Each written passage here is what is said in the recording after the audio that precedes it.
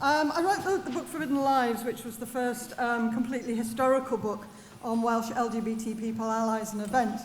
And at the time I was writing it, Lady Rhondda wasn't particularly well known, certainly as a lesbian. But since then, I'm pleased to say, there's been a lot more publicity about her. In the book, I start with an event from 1915, when Margaret Mackworth, as she was known then, was on board a luxury liner. She was returning from America with her father, and as they were having lunch, she was in a fog of gloom and depression, worried by the war and her failing marriage. Worse was to come. Germany had threatened to attack the Lusitania, and just as Margaret and her father were finishing lunch, she heard a loud noise, and as they made their way to the lift, the second torpedo struck. Lusitania had sunk in just 18 minutes. 1,198 people were killed, and the outrage caused by the sinking propelled America into the First World War. Margaret, her father, and his secretary were part of the 761 people who survived, and Margaret believed she had been saved, that she meant she had a purpose in life. Sorry about the pictures, they're a bit wishy-washy, aren't they? They look great on my laptop. Margaret Haig Thomas was born in 1883 to Welsh coal magnate David Alfred Thomas and his wife Sybil. She was born on 12th of June at Princess Square, Bayswater, but 4 years later the family returned to Wales to Llanwern House on the outskirts of Newport, which you can just see in this faded picture. D.A., as he was known to all, gave his only child an education and involvement in business affairs unusual at a time, for women were predominantly expected to get married, have children, and concern themselves with domestic life. He cultivated her intelligence, and they would have long political and social discussions, and he wanted nothing more than for Margaret to be a businesswoman in her own right. It was not just D.A. who provided inspiration. Sybil, her mother, was an intelligent, politically active woman, and D.A. treated her and Margaret as his equals. And in her autobiography, This Was My World, Margaret says that her mother had prayed passionately that her baby daughter might become a feminist. Despite Margaret's liberal upbringing and independence, it was still expected that she should get married. And in 1908, she wed Sir Humphrey Mackworth, 12 years older than her, but the marriage was doomed from the start. Their personalities were radically different, and where he loved sporting pastimes and was a military man, she had interests in reading and politics. And in My World, she admitted the marriage had been for societal reasons and that they had little in common. Humphrey held that no one should ever read in a room where anybody else wanted to talk. I, on the contrary, believed that no one should ever talk in a room where someone wanted to read. Humphrey also disapproved of Margaret's politics, and of course we have to question her sexuality given her later same-sex relationships. When she was 25, just 4 months after her marriage, Margaret joined the Women's Social and Political Union, the WSPU, the militant wing of the suffrage movement. Activists had become dissatisfied with the lack of progress made by the suffragists and felt something more than discussions were needed. And just to clarify, I don't know if you can see this, the difference between suffragists and suffragettes. The suffragists, the suffix on the end of the word gist means knowledge of, so as in biologist, a knowledge of biology. Whereas the suffix on the end of suffragette, jet meant smaller than, so a cigarette was smaller than a cigar. And it was a derogatory term, and it was intended to belittle the suffragettes. And the suffragettes were the ones who did, as the WSPU slogan said, deeds, not words. And they were known for breaking windows, cutting telegraph wires, and targeting men's leisure places when no one was in them. Margaret's first major WSPU speaking event was in 1909 at the Temperance Hall in Aberdare. But it quickly became apparent that a number of men were aiming to disrupt the meeting, and the speakers were drowned out. As the women stood on the stage, the men started throwing rotten vegetables, dead mice, and even set live ones on the stage. Windows were broken, mayhem threatened, forcing the women speakers to leave.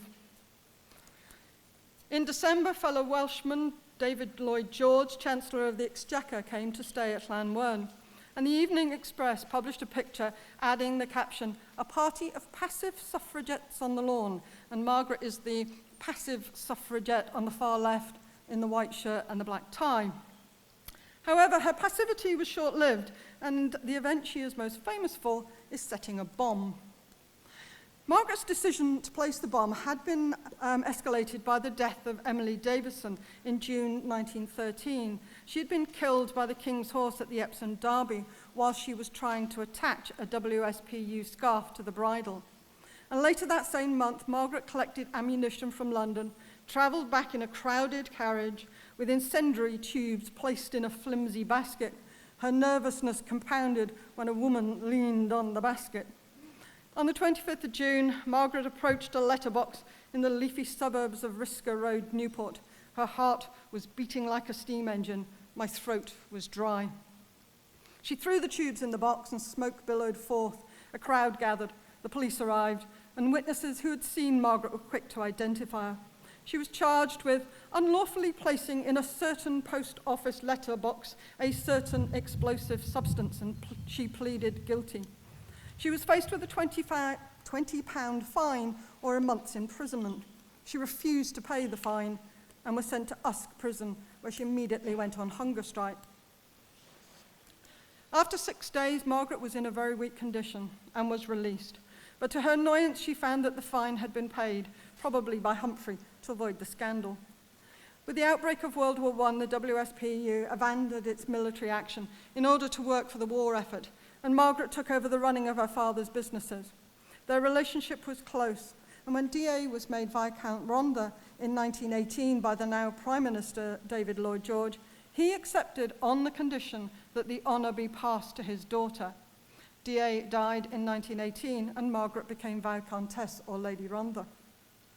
As a peer, Margaret sought to take her seat in the House of Lords, and originally the Sex Disqualification Removal Act did allow women to take up many professions previously denied them, and so Margaret applied to take up her seat, but the government changed the rules. She fought tenaciously for many years, but women were still not permitted to take their seats in the House until 1958. By the early 1920s, Margaret's marriage was little more than in name. They were divorced in 1923, and Margaret admitted, "We simply never fitted, though we tried to pretend we did for 13 years. And Margaret turned her attention in a new direction and founded her own magazine in May 1920. Time and Tide was a weekly liberal journal with essays, reviews, and letters, and funded by Margaret herself. 2 years after founding the paper, Margaret had her first serious same-sex relationship. Helen Archdale, like Margaret, came from a family experienced in the activism for women's rights, and in 1901, she had married Captain Theodore Montgomery Archdale. They had 2 sons and a daughter, but she had become estranged from him. Like Margaret's husband, he did not approve of his wife's activism. Almost immediately, Helen joined the WSPU and was an active member, being imprisoned in 1909. In 1918, her husband was killed when his ship was torpedoed, and that same year, she worked at the Ministry of National Service, where she was Margaret's assistant. By 1922, Helen and Margaret were living together in a London flat and had a house in Kent where they received streams of visitors. But within 4 years, their relationship was strained. Helen had become editor of Time and Tide and was the only woman editor of a weekly paper at the time. However, when it ran into difficulties, Margaret proposed changes which Helen resisted. Eventually, Margaret replaced a bitter Helen with herself as editor, and Helen believed that she had been blamed and sacked for the paper's poor sales. As their relationship struggled, Margaret wrote a letter to Helen, which was found in her papers after death, although it's not known if she ever sent it. But it summed up Margaret's feelings. I wonder if you too now are realizing how near the end we are getting. I don't know whether you ever asked yourself why we live together. We began it for the only reasons that make living together possible, because we were very fond of one another. She added, I have paid heavily for believing that your love was real, when in fact it can only have been a passing surface passion. I gave you all I had to give, and for years now I have been struggling not to see what you were making abundantly clear, that the only value I had in your eyes was someone who could give the children treats, and when I tried to tell you I cared, you sneered. Helen spent time abroad, and Margaret wrote to a friend, spent time abroad, and the cottage they shared at weekends Margaret wrote to a friend, "But we do not necessarily go there together. In fact, it's rarely we coincide." And Angela V. John, in the most comprehensive biography written on Margaret called Turning the Tide, and the only one that details same-sex relationships, shows that her connection with Helen was not a solid one. They had widely differing beliefs, and Margaret was under considerable strain with managing her father's businesses as the owner of the Journal and her activism on women's rights. But despite their differences, they stayed together until 1933, by which time they were barely speaking. In the meantime, Margaret had formed a new friendship with a woman 15 years younger than herself, Winifred Holtby. Winifred is most remembered these days for her novel South Riding. And when she and Margaret met, she had been in a friendship with the writer Vera Brittain, although Vera would vehemently deny it was a sexual one. Her biography of Winifred, Testament of Friendship, provides a forced and defensive view of heterosexuality, aware as she was of the rumours that surrounded first her and then Margaret. 100 years after the death of the ladies of Llangollen, women's same-sex relationships were still being portrayed as perfect and noble. Her friendship with Vera, said Winifred's biographer, was a model of female friendship, a noble relationship, equaling, as Vera maintained, the great male friendships of history, and we know all about them. Vera went on to great pains to distance herself and Winifred from the scandal mongers who invented for her a lurid series of homosexual relationships, usually associated Lady Rhondda or myself. And they had reason to be worried. By the late 19th, early 20th century, society was becoming more aware of what lesbianism was. The 1921 Criminal Law Amendment Bill had wanted to criminalize lesbianism, but it was defeated on the grounds that it would draw attention to lesbians and do harm by introducing into the minds of perfectly innocent people the most revolting thoughts. However, it was from the late 19th, early 20th century we know so much about lesbian couples now. Many, like Margaret, were involved in literary fields. Virginia Woolf had a relationship with Vita Sackville-West, whom she wrote Orlando for. Sarah Jane Rhys, also known by her bardic name Cronogwen, started the first magazine for women in Wales. And she wrote briefly about her first relationship with Fanny Rhys, who unfortunately contracted tuberculosis around 1874 and died in Cronogwen's arms. Cronogwen, in an essay published in her magazine, admitted she had an unusual attachment to her and said it was up to 12 years before she could bring herself to put flowers on Fanny's grave. Cronogwen later had a long-lasting relationship with Jane Thomas, with whom she lived until she died in 1916. And Frances Power Cobb was a suffragist and wrote extensively on women's rights, and it was once said of her, "Women everywhere owe her more than they will realise." And she too had a long-lasting relationship with Welsh sculptor Mary Lloyd. And you can read more about Cronogwen and Frances Power Cobb in my book, Forbidden Lives, for sale upstairs. The suffrage movement of which Margaret, her friends and partners were involved in included many women we've become much more aware of. Evelina Haverfield and the Pankhurst chauffeur Vera Jack Holm. These two were quite openly a couple, and in fact they had each other's initials carved on their bed. Catherine Lynn was a prominent figure in the suffragette movement, and the relationship between Lynn and her life partner Madeleine French-Mullen was described as having all the makings of a marriage. And Gwen Farrar and Nora Blaney were famous entertainers in the 1920s, and a new book by Alison Child details their lives together. 7 years after the government attempt and failed to criminalise lesbianism, the trial of Radcliffe Hall for her novel The Well of Loneliness put the subject back in the public eye, and lesbians had to take care not to be found out. However, with all histories of sexual orientation, it is often difficult to retrosexualise individuals, and the terms that we are familiar with today would either not have been used or had different connotations. Therefore, people from the early 20th century would not have defined themselves as lesbians in the way that we do today. Radcliffe Hall's book caused consternation, as women in same-sex relationships would not have seen themselves as inverts in the way that Stephen Gordon was portrayed. Winifred wrote, "Radcliffe Hall taught me a lot. She's all fearfully wrong. To love other women deeply is not pathological. To be unable to control one's passion is, or more importantly, to control how other people saw one's passions. Winifred and Margaret had met when she had submitted an essay on education to Time and Tide, which had impressed Margaret. And 2 years later, they met at Margaret's flat and talked for nearly 3 hours about everything in the world. Another 2 years, and she was appointed to the board of Time and Tide. And their friendship deepened when Vera Britton got married, and Margaret was becoming estranged from Helen.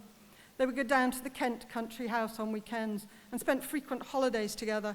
However, Winifred maintained her close relationship with Vera, even though Vera was jealous of Margaret and described her as desperately shy when tete-a-tete. Nice woman, but rather a lonely one. Unfortunately, Winifred died of Bright's disease in 1935, only 37 years old, and a year before South Riding was published, and she never saw how successful her novel became. And both Vera and Margaret agreed on the need to be circumspect in an effort to memorialize and protect the reputation of their friend. Shortly before Winifred died, Margaret had met another writer, Theodora Bosanquet, and it was Theodora who was to prove Margaret's most significant relationship. Born on the Isle of Wight in 1881, she spent many years as the assistant to writer Henry James, himself a subject to speculation as to his sexual orientation. Theodora was a literary person herself, penned 4 books and was an active suffragette, and from 1935 to 58 she was editor of Time and Tide. In 1933, Margaret, on a holiday cruise with Theodora, wrote to Winifred, telling her that they had decided to live together. Emotionally, she wrote, "I feel happy and at rest as I haven't for years." But she was still aware of the need to keep the relationship secret. When her goddaughter suggested to her that a member of the Time and Tide staff might be a lesbian, Margaret's response was, "That's a slimy thing to say.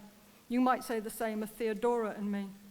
With the term connoting erotic relationships, there was concern about labeling and portraying people as deviant and unacceptable. In her letter to Winifred, Margaret explained their cover story. Her accommodation was just too big, she was going to say, so she would ask Theodora to take a couple of rooms as they were intending to write a book together. The book never appeared. They stayed together for 25 years, from 1933 to 1958, Margaret's deepest and most enduring partnership. From 1957, Margaret's health began to deteriorate. She handed over the running of Time and Tide, but Theodora worried that without the paper, Margaret really wouldn't have much to live for. She was diagnosed with cancer of the stomach and taken into hospital where she died on 20th of July 1958. Margaret was cremated and her ashes interred with those of her beloved father and mother at the Church of St. Mary's, Llanwern. Theodora did not attend. In addition, Margaret's debts were so great that all her properties had to be sold, making Theodora homeless. She took another flat in London and died on 1st of June in 1971. In her usual self-deprecating way, Margaret wrote, "I had a profession. I was rich. Owing to being my father's daughter, I had, almost by accident, and much to my own surprise, made a name. A name is a platform. Life was before me to do what I chose with, and she chose to fight for those issues which needed change. She died in the same year that women were finally allowed to take their seat in the House of Lords, although, given how much she fought for that right, her portrait was not hung there until 2011. It seems that her belief in being saved from the Lusitania for a purpose was true. She achieved an enormous amount for women's rights and showed that despite societal disapproval, she and others like her could live happy and successful lives with their partners. But a lack of acknowledgement of Lady Rhondda and other LGBT plus people is still slow to happen. In 2018, I was excited to see that the Welsh National Opera were doing an opera on Margaret called Rhondda Rips It Up. And I had been invited by the WNO to offer comments and did so, but sought assurance that the same-sex relationships were covered. Yes, they said, her relationship with Helen Archdale is included. And indeed it was. There was a sort of love song and a scene of them both in bed planning to start Time and Tide, and on 2 occasions they almost kissed, which is good. All reasonably positive stuff, so why was I so disappointed? Because the WNO had gone out of its way to avoid any publicity about the same-sex content. I did invite members of the production team to speak for LGBT History Month, but they were all too busy. At the press launch at which I was invited, Throughout the whole event, nobody, not once, mentioned the love song or the inclusion of the relationship with Helen. And when I asked why, they replied, well, there's just so much to cover in Lady Rhondda's life, and not everything can be included. So diversity had to be left out. Sorry, just can't fit you in. It would have been so easy for the Welsh National Opera to have an ally, to send out a positive message, especially given that the first show took place in June, a Pride month. They could have easily contacted Pride Cymru, Stonewall Cymru, me, or anyone else to ask for hashtags to publicise the inclusion of the gay content. We would have probably done all the publicity for them. Instead, WNO are like the parent who accepts their child as gay but never mentions it, not to family members, neighbours, colleagues, or talks about it on the bus. And throughout the whole run of Rhondda Rips It Up, they never contacted any LGBT organisations or invited them to be included. And there is a saying, nothing about us without us, but the WNO studiously ignored that. Even when the production was on tour, their website and search engine returned 0 hits for any LGBT plus keywords, and their website today still does not include those keywords in a search. But lest you think I've got it in for the WNO, they're certainly not alone. And look at representation elsewhere. Museums, for example. Very few museums have permanent representation. And for those of you in Dan Vaux's talk, we know that there's a lot of work being done by the V&A and the British Museum. But a lot of town and smaller museums tend to do things for celebratory days and events. But my issue is when the pop-up exhibitions come down and the tours are over, what is left? In many fields, we're still being placed aside from the mainstream population. But it is getting better, and hopefully one day all museums will include permanent representation for LGBT plus people. Rhondda Rips It Up ended on a rousing sing-along chorus of the suffragette chant, "We won't surrender until it's done. We won't surrender until we've won." A sentiment true today as we still fight for women's rights, and we still fight for LGBT plus rights, and we won't surrender until we've won. And I'd like to think that Margaret would be standing right side along us.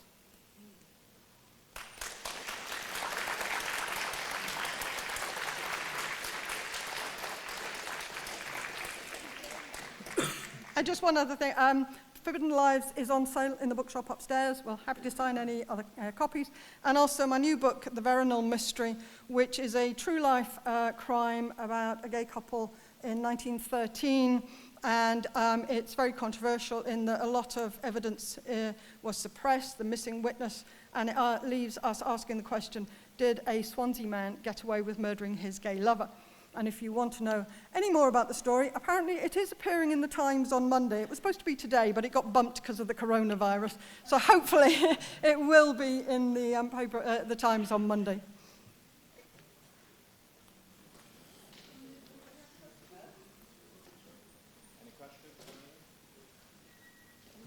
No questions?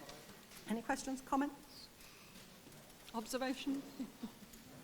Oh, I have. Wait. Hold on. Lady Astor. Where did Lady Astor fit into all this, with politically and otherwise, perhaps? Oh, I didn't research Lady Astor, so I can't really comment on that, sorry. She was well known at the time, yeah. She was the same time, yeah, period, yeah.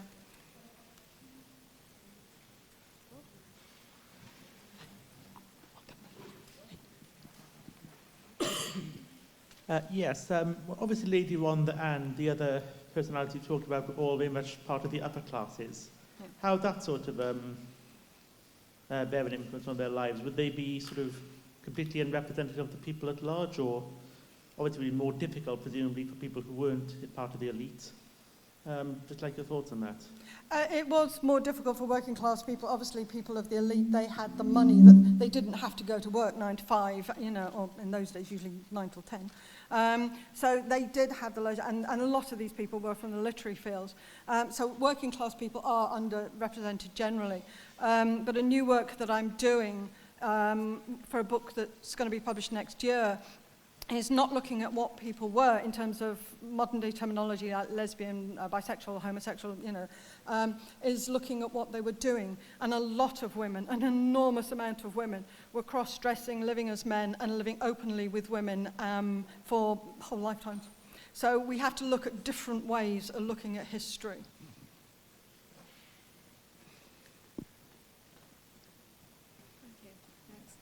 I was wondering if you could say a bit more about the connection between Lady Rhondda's work and the movements that were going on in Wales at the time. And for instance, the Amy Dilwyn's work in Swansea and the organisation she was with, and the Rachel Barrett from Carmarthen, who was part of the London-based suffragette movement. Could you say any more about the links in Wales, if any? One of the curious things is that, yes, there was a lot of work going on, and there was a lot of women that are now being identified as lesbian. But the connection to trying to prove if they knew each other is really difficult. You've got a lot of these people living all at the same time, but it is almost impossible to get any kind of writing that connects them all together. So it's very difficult to say, oh, well, she knew them, and